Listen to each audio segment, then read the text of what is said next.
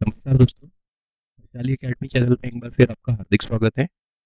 आज के हमारे इस वीडियो में हम रीजनिंग के 10 अति महत्वपूर्ण प्रश्नों के बारे में चर्चा करेंगे। इस प्रकार के प्रश्न हाल ही की परीक्षाओं में रीजनिंग के लिए काफ़ी एजेंसीज द्वारा पूछे गए हैं। ऐसे प्रश्नों की प्रैक्टिस से आप अपनी कॉम्पिटिटिव एग्जाम की तैयारी में और बेहतरी ला सकते हैं। आपसे अनुरोध है, वीडियो में बने रहें। आइए शुरू करते हैं। पहला प्रश्न है जिसमें हमसे कहा गया है कि हमें क्वेश्चन मार्क के स्थान पर आने वाली संख्या का मान ज्ञात करना है, जिसमें कि पहली संख्या और दूसरी संख्या में जो रिलेशन है उसी रिलेशन के आधार पे हमको चौथी संख्या से पांचवी संख्या से छठी संख्या ज्ञात करनी है, और तीसरी से चौथी संख्या के बीच में जो रिलेशन है, इन दोनों सेट में जो रिलेशन है उस रिलेशन को स्टडी करके हमें हमारा उत्तर ज्ञात करना है। तो अभी हमें यहाँ पे दिया गया है 19 और 19 के सामने दिया हुआ है हमें 359। इसी प्रकार हमें दिया हुआ है 17 और 17 के सामने हमें दिया हुआ है 287। अब इन संख्याओं को गौर से देखने पे हम पाते हैं कि ये जो संख्याएं 19 की तुलना में 359 काफी ज्यादा बड़ा है, इसी प्रकार 17 की तुलना में 287 काफी ज्यादा बड़ा है। तो जब भी संख्याएं एक दूसरे से काफी ज्यादा बड़ी होती है तो हमें हमारा उत्तर स्क्वायर या क्यूब से या फिर मल्टीप्लिकेशन से मिलने की संभावना ज्यादा होती है। तो अब अगर हम देखें 19 का वर्ग जो होता है, 19 का अगर हम स्क्वायर कर दें, वर्ग कर दें, तो 19 का वर्ग होता है 361। तो 361 से 359, 359 काफी करीब है, काफी नजदीक है। हम कैसे ज्ञात कर सकते हैं? 361 में से अगर हम 2 घटा दें तो हमें 359 मिल जाता है। इसी प्रकार अगर हम 17 को देखें तो 17 का वर्ग क्या होता है? 17 का वर्ग होता है 289, और 289 में से अगर हम 2 घटा दें तो हमें क्या मिलता है? 287। तो यहाँ पे क्या रीजनिंग लगी हुई है कि पहले जो संख्या दी हुई है उसका वर्ग किया और उसमें से 2 घटा दिया। इसी प्रकार यहाँ पे जो संख्या है उसका वर्ग किया, उसमें से 2 घटा दिया। तो अब हम यहाँ क्या करेंगे? 21 का वर्ग करेंगे और उसमें से 2 घटा देंगे। 21 का वर्ग हम सब जानते हैं कि 441 होता है। अगर हम इसमें से 2 घटा दें तो हमको क्या मिलेगा? 439, 439। ऑप्शन नंबर 2 हमारा सही उत्तर होगा।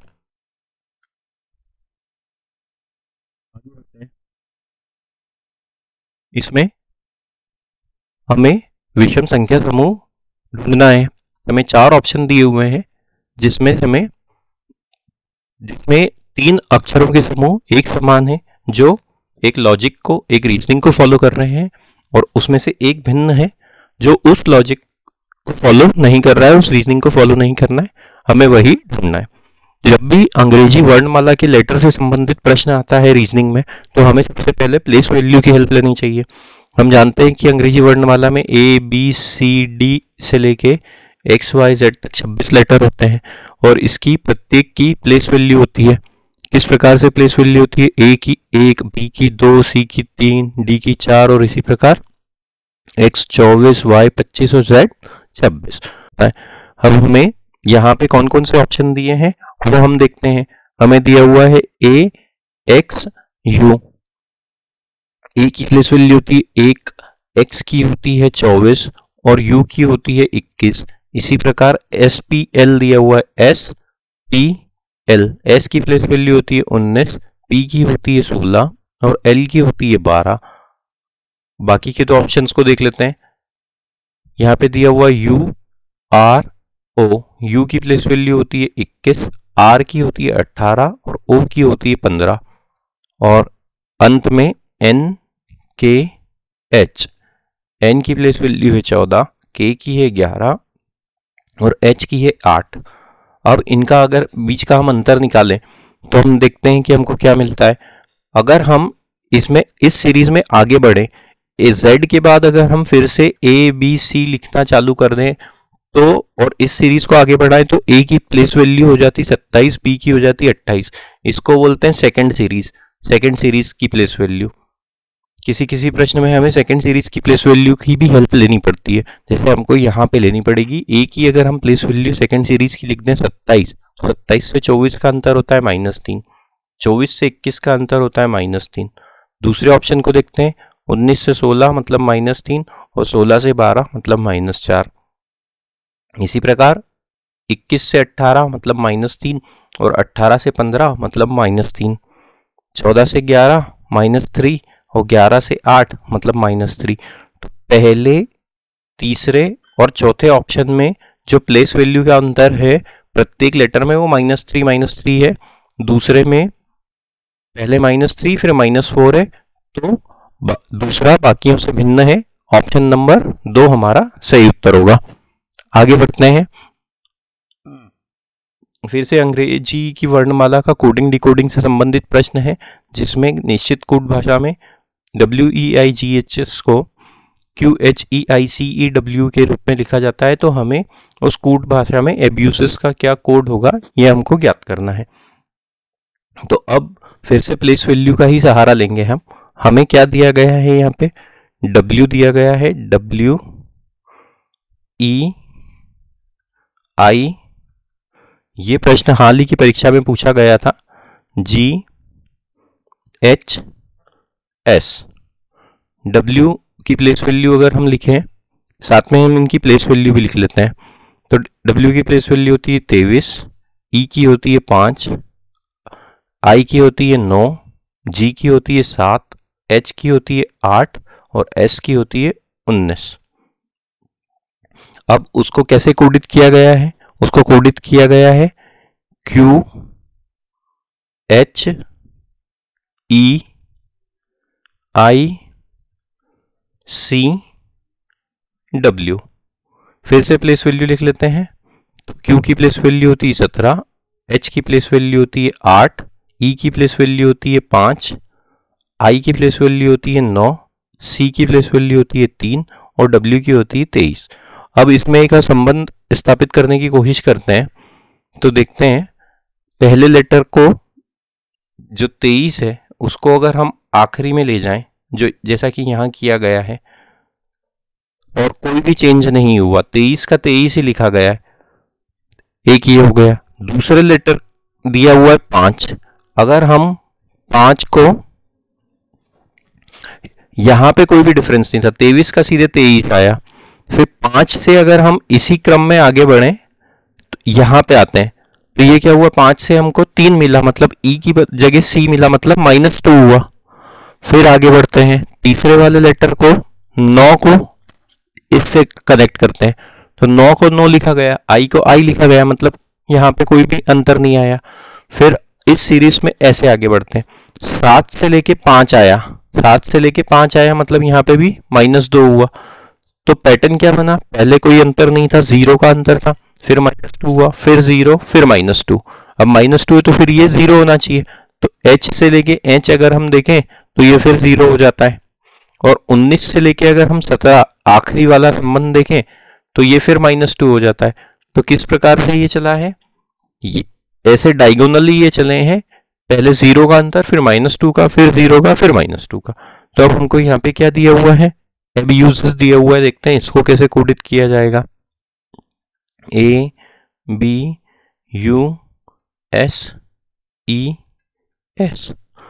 A मतलब 1, B मतलब 2, U मतलब 21, S मतलब 19, E मतलब 5 और S मतलब 19।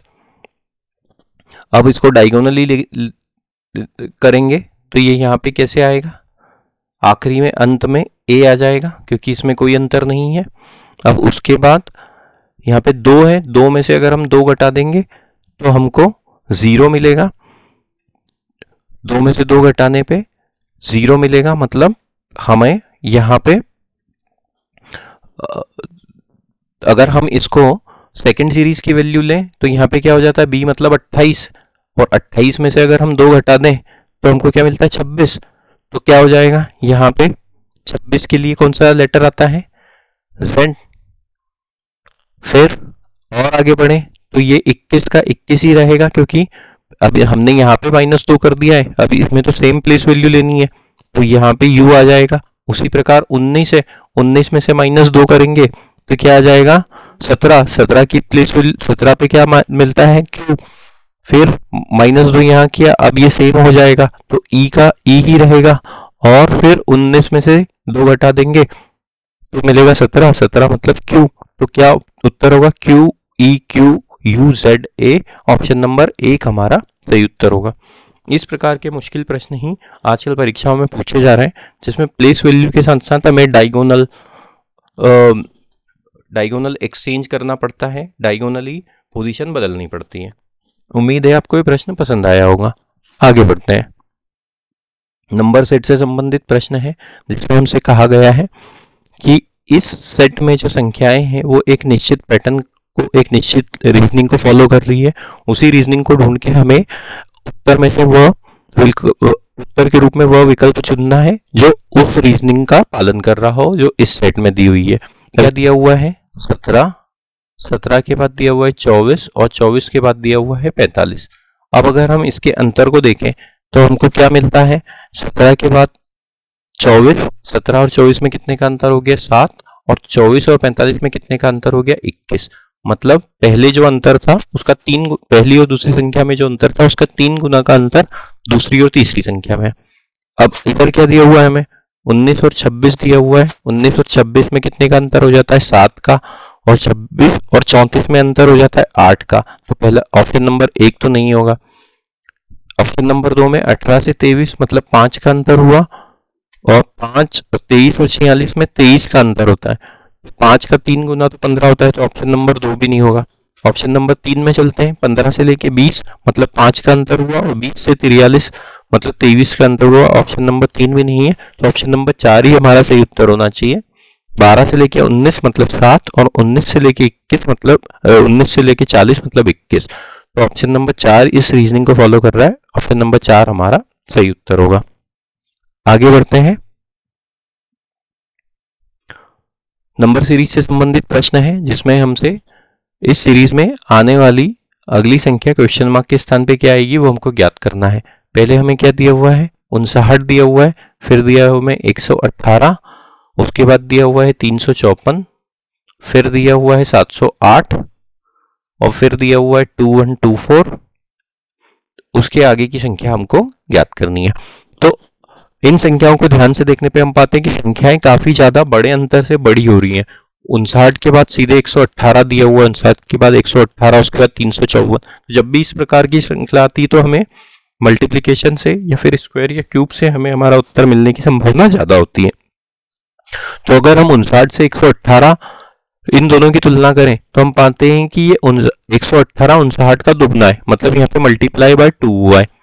इसी प्रकार अगर 118 और 354 को देखें तो यहाँ पे क्या हुआ है? मल्टीप्लाई बाय 3 हुआ है, मतलब 3 से गुणा करने पे 118 में 3 से गुणा करने पे 354 मिलता है।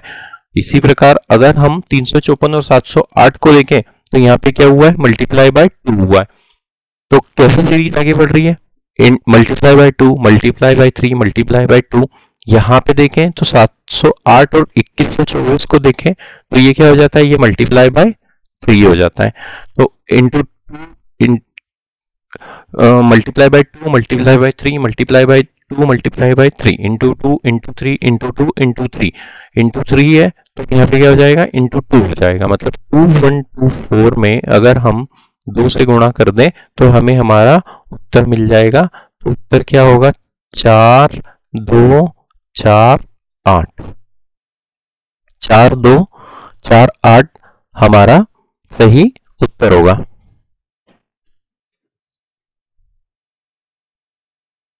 गुणित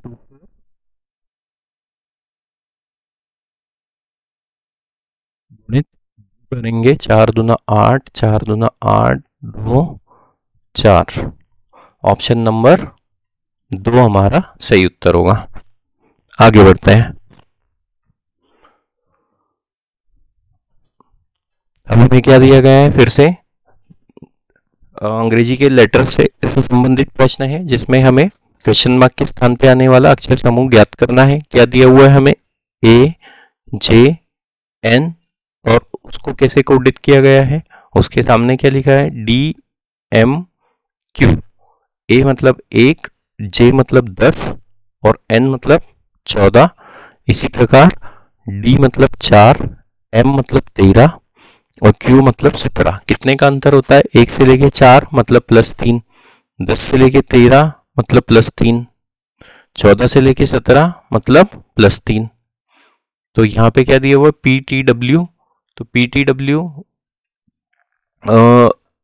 की प्लेस वैल्यू लिख लेते हैं। ये P मतलब 16, T मतलब 20 और W मतलब 23। +3 करेंगे तो 16 में 3 जोड़ने पे हमें मिलेगा 19, 20 में 3 जोड़ने में मिलेगा 23 और 23 में 3 जोड़ने पे मिलेगा 26। प्लेस वैल्यू लिख लेते हैं। 19 मतलब S, 23 मतलब W और 26 मतलब Z। SWZ ऑप्शन नंबर 4 हमारा सही उत्तर होगा। आगे बढ़ते हैं। मैथमेटिकल ऑपरेशन से संबंधित प्रश्न है जिसमें कहा गया है एक समीकरण दिया गया है हमें और ये दिया गया है कि अभिव्यक्ति में क्वेश्चन मार्क के स्थान पे, इस क्वेश्चन मार्क के स्थान पे क्या आएगा हमको ज्ञात करना है। हमें कोड क्या दिए हुए हैं? ए का अर्थ है मल्टीप्लाई करना, हम यहाँ लिख लेते हैं। ए का मतलब है मल्टीप्लाई करना, बी का मतलब है, बी मीन्स डिवाइड करना। फिर दिया है हमें सी का अर्थ दिया हुआ है प्लस करना और डी का अर्थ दिया हुआ है हमें माइनस करना। अब हमें समीकरण में क्वेश्चन मार्क के स्थान पे आने वाली वैल्यू ज्ञात करनी है। हम समीकरण लिख लेते हैं। यहाँ पे दिया हुआ है हमें 94 B, 47 C, 63 D, 14 A, 5 C multiply question mark is equal to -2। अब हम साइन के साथ लिख लेते हैं। तो 94 बी के स्थान पे क्या आ जाएगा? डिवाइड आ जाएगा। 47 सी के स्थान पे आ जाएगा प्लस, फिर दिया हुआ है 63, फिर है डी, डी के स्थान पे आ जाएगा माइनस, फिर दिया हुआ है 14, ए के स्थान पे आ जाएगा मल्टीप्लाई, ए के स्थान पे आ जाएगा मल्टीप्लाई और फिर दिया हुआ है हमें 5 दिया हुआ है, मैंने यहाँ पे 3 लिख दिया, ये 5 हो जाएगा। ए के स्थान पे 5 हो जाएगा, ए के स्थान पे मल्टीप्लाई और उसके बाद 5 और फिर सी के स्थान पे आ जाएगा प्लस और क्वेश्चन मार्क है, क्वेश्चन मार्क को हम एक्स बोल देते हैं, एक्स बराबर -2। अब इस समीकरण को बॉडमेस नियम के हेल्प से हम हल कर लेते हैं। बॉडमेस नियम में सबसे पहले हमें डिवाइड करना होता है। तो अगर 94 को 47 से डिवाइड करें तो यहाँ पे आ जाएगा 2 plus 63 minus 14 into 5 plus x बराबर -2। बॉडमेस में अगला जो ऑपरेशन होता है वो मल्टीप्लीकेशन का होता है। तो अब ये हो जाएगा 2 प्लस 63 माइनस 14 और 5 का गुणा किया तो हमें मिलता है 70 प्लस x बराबर -2। उसके बाद हम एडिशन करते हैं तो ये एडिशन क्या हो जाएगा? 2 और 63 को अगर हम जोड़ दें तो मिलता है हमें 65 माइनस 70 धन x बराबर -2। अब उसके बाद हमें करना होता है नेक्स्ट हमें सब्ट्रैक्शन करना होता है बॉडमेस नियम के हिसाब से। तो यहाँ पे 65 और 70 को अगर हम माइनस कर दें तो हमें मिलता है -5 प्लस x बराबर -2। ये माइनस का चिन्ह बराबर के दूसरी तरफ जाएगा तो चिन्ह बदल जाएगा। तो x बराबर -2 प्लस 5 तो x बराबर हो जाएगा 3। ऑप्शन नंबर 2 हमारा सही उत्तर होगा। आगे बढ़ते हैं। वेन डायग्राम से संबंधित प्रश्न है जिसमें हमसे कहा गया है कितनी गेंदें ना तो बल्ला है और ना ही टायर है। हमें एक निश्चित आकृति दी हुई है जिसमें ये कहा गया है कि बॉल के लिए रेक्टेंगुलर शेप है, बैट के लिए ये ट्रायंगुलर शेप है और टायर के लिए ये सर्कल वाला शेप है। अब हमसे पूछा गया है कितनी गेंदें ना तो बल्ला है ना टायर है। गेंदों के लिए क्या आकृति है? ये रेक्टेंगल वाली आकृति है, मतलब इस रेक्टेंगल में जो भी अंक हैं वो गेंदों को रिप्रेजेंट कर रहे हैं। तो यहाँ पे ये जो अंक दिए हुए हैं इसके सामने हमें ऐसी कितनी गेंदें हैं जो ना तो बल्ला और ना टायर है। तो अगर बल्ला किस में आएगा? जो इस ट्राइंगल में आएगी वो बल्ले को रिप्रेजेंट करेगी, और जो सर्कल में आएगी वो टायर को रिप्रेजेंट करेगी। तो ऐसी जो ना टायर हो ना बल्ला हो वो क्या होगी, जहां पे ना तो सर्कल की ओवरलैपिंग हो ना ट्रायंगल की ओवरलैपिंग हो। तो ऐसे कौन सी दो संख्या है, एक तो ये है 15 और ये एक तो ये है 8। तो 15 और 8 को अगर हम जोड़ दें तो हमको क्या मिलता है 23। ऑप्शन नंबर 3 हमारा सही उत्तर होगा। आगे बढ़ते हैं। कोडिंग डिकोडिंग से संबंधित प्रश्न है जिसमें हमसे कहा गया है ग्रेटफुल को इस नंबर के रूप में कोडित किया जाता है, इंस्टांस को इस नंबर के रूप में कोडित किया जाता है। तो कोड भाषा में लाइक वाइज के लिए क्या कोड होगा ये हमको ज्ञात करना है। अब जब भी इस प्रकार का प्रश्न आता है तो हमको फिर से प्लेस वैल्यू की हेल्प लेनी पड़ती है अंग्रेजी की वर्णमाला की। तो अब ग्रेटफुल अगर हम देखें तो ग्रेटफुल कैसे लिखा जा सकता है, GRATEFUL।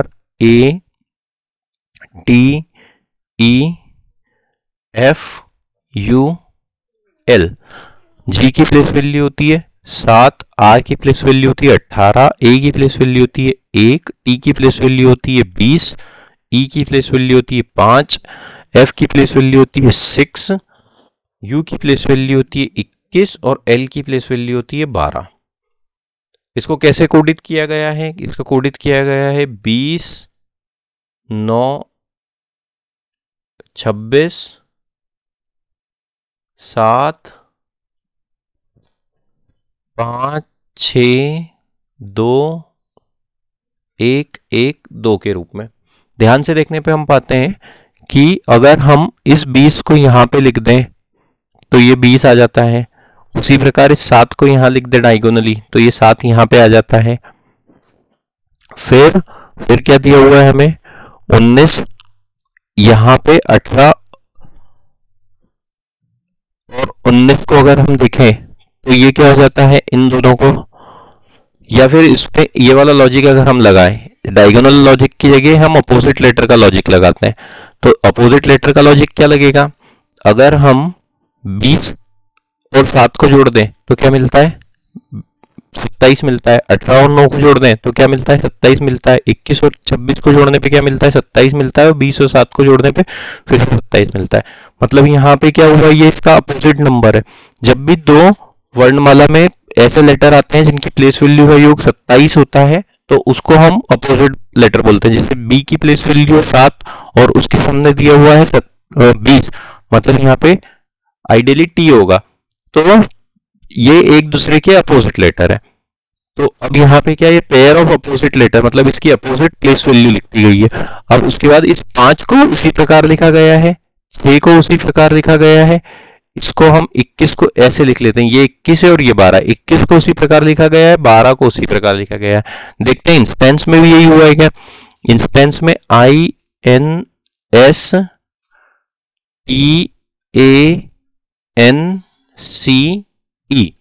तो इनकी प्लेस वैल्यू क्या होती है, आई की प्लेस वैल्यू होती है 9, 14, एस की होती है 19, टी की होती है 20, ए की होती है 1, एन की होती है 14, सी की होती है 3 और ई की होती है 5। अब इनके अपोजिट लेटर क्या होते हैं, इसको किस प्रकार से लिखा गया है 18, 13, 8, 7 और फिर इसको उसी प्रकार लिखा गया है बाकी के चार आखिरी के 4 लेटर को, 1 का 1, 14 का 14, 3 का 3 और 5 का 5, ये सब बाकी अपोजिट लेटर है। तो अब हमसे क्या पूछा गया है, लाइक वाइज को कैसे लिखेंगे ये हमको ज्ञात करना है। LIKEWISE,